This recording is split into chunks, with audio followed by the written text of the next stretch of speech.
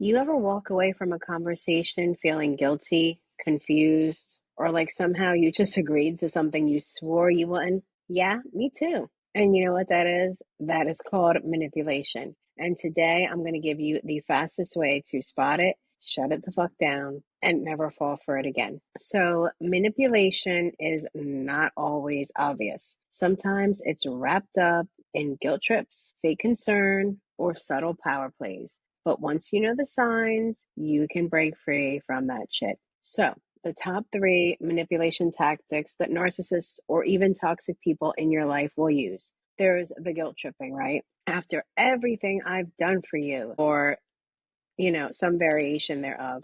This is how you treat me, and this is how you repay me. And I went through all this just to get you to XYZ. It's guilt tripping. No matter how they package, frame it, it's guilt tripping. Because if somebody does something nice for you, it's not so they can throw it back in your face later on. If somebody does something nice, it's because they do something nice.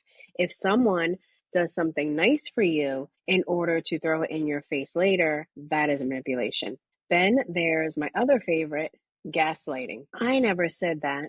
You're remembering it wrong. Yes, and some narcissists and toxic people will take gaslighting to a whole nother level. They will create an entire alternate reality that the scary part is they truly believe. And it's not their fault that it's inaccurate and you're actually remembering what's right. It is your fault for questioning that it happened any other way. And the third one is love bombing, that over the top kindness just before they ask something, or the over the top kindness after they've done something wrong, right?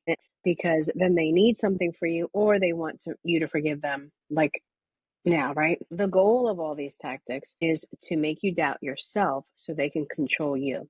But we're going to nip that one in the bud. So here's how to shut it down. Step one, you call it out. Now, I don't mean like literally call them out. I mean, you can if you want to, but it's not going to end well, and we don't need to get into that. But call it out in your mind. So you don't have to confront them directly, but recognize they're manipulating me right now. Naming it, even in your head, gives you back the control. That way, you're less likely to fall into that cycle. Step two, buy time. Instead of reacting, say, I'll think about it. Manipulators rely on rush decisions. Don't give them one. I had to constantly retrain myself to actually trust my gut because I spent so much of my childhood just reacting that I didn't realize that I wasn't listening to that inner voice anymore. And now, before I react to or say anything or even open my mouth to respond to somebody, I stop and think before I even, give a response. And then step three, repeat your boundaries like you're a freaking broken record. That doesn't work for me. I hear you, but I've made my decision. And no, no is a complete sentence and no further explanation is needed.